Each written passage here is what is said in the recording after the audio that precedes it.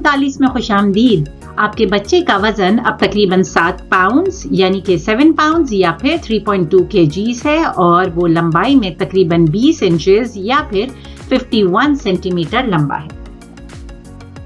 बच्चे के खोपड़ी की हड्डी आपस में जुड़ी भी नहीं होती बल्कि एक बारीक सी मेम्ब्रेन या झिल्ली से सेपरेटेड होती हैं ताकि डिलीवरी के वक्त जब बच्चा बर्थ कैनाल से गुजर रहा हो तो वो स्क्वीज करके या सुकड़ के डिलीवर हो सके। बच्चे का मैदा बहुत छोटा होता है इसीलिए उसको बहुत ज़्यादा दूध की पैदा होने के बाद भी ज़रूरत नहीं पड़ती और वो थोड़ी थोड़ी ही दूध से अपना पेट पूरा भर लेता है।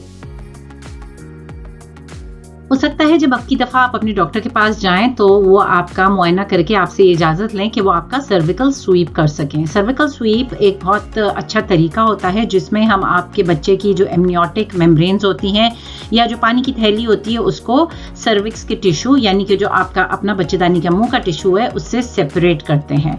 ये नॉर्मल लेबर को स्टार्ट करने का बिल्कुल एक लो रिस्क और एक अच्छा तरीका होता है क्योंकि इसमें प्रोस्टाग्लैंडिन्स रिलीज होते हैं जो कि लेबर को स्टार्ट करने में मदद करते हैं। तो अगर आप नॉर्मल लेबर चाह रही हैं तो ये तकलीफ अमल तो होगा लेकिन ये आपके नॉर्मल लेबर को स्टार्ट करने का एक बहुत आसान और बहुत अच्छा तरीका है।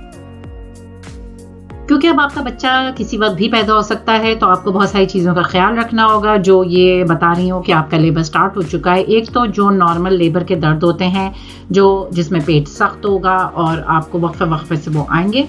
तो जब आपको वो दर्द आने शुरू हो जैसे 10 मिनट में अगर आपको 3 दर्द आने शुरू हो जाएं, आपको लगे कि अब आपको पाबंदी से दर्द आ रहे हैं तो आप हॉस्पिटल जाएं।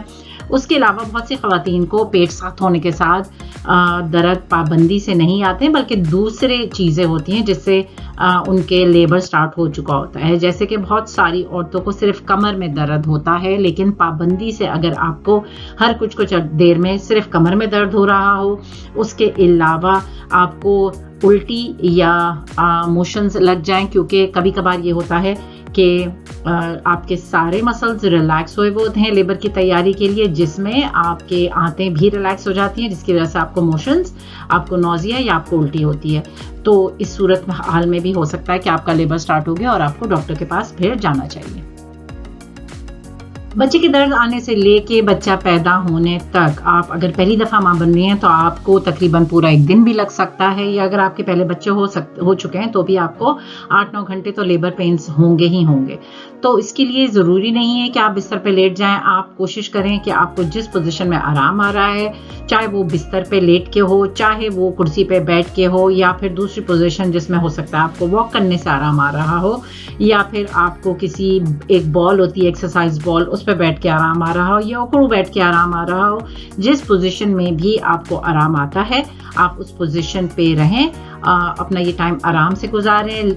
आप गहरे गहरे जब भी दर्द आए गहरे गहरे सांस लें ताकि आपके बच्चे को उस दौरान में खून की सप्लाई के साथ ऑक्सीजन मिलती रहे। अगर आपके पिछले ऑपरेशन हुए हैं और किसी वजह से आपका ये बच्चा ऑपरेशन से ही होना है तो ये वो वक्त है जब आपका एक इलेक्टिव या प्लान्ड सिजेरियन सेक्शन होगा। सिजेरियन सेक्शन के लिए भी आप अपने डॉक्टर से बात कर सकती हैं। बच्चा अभी मुकम्मल तैयार है, आप अपना ऑपरेशन अब इस दौरान में आराम से करवा सकती हैं। ऑपरेशन के बाद आप फ़ौरन अगर बच्चा देखना चाहें और फ़ौरन साथ ही आप बच्चा अपनी छाती पे रखना चाहें तो वो भी आप अपने बच्चे डॉक्टर से रिक्वेस्ट कर सकती हैं। आजकल ऑपरेशन जो होते हैं वो कमर में एक सुई लगा के होते हैं जिसको स्पाइनल एनेस्थीसिया कहा जाता है, जिसमें आप बिल्कुल जाग रही होंगी। आपके बच्चे के लिए और आपके लिए वही तरीका एनेस्थीसिया का बेहतर होता है, उसमें कोई कॉम्प्लिकेशंस नहीं होती और जो एक मिथ है कि उससे आपके कमर में दर्द होता है, यकीन माने कमर में दर्द आपके स्पाइनल एनेस्थीसिया की वजह से नहीं होगा। मुबारक हो, आप एक बहुत अजीम माँ बनने वाली हैं।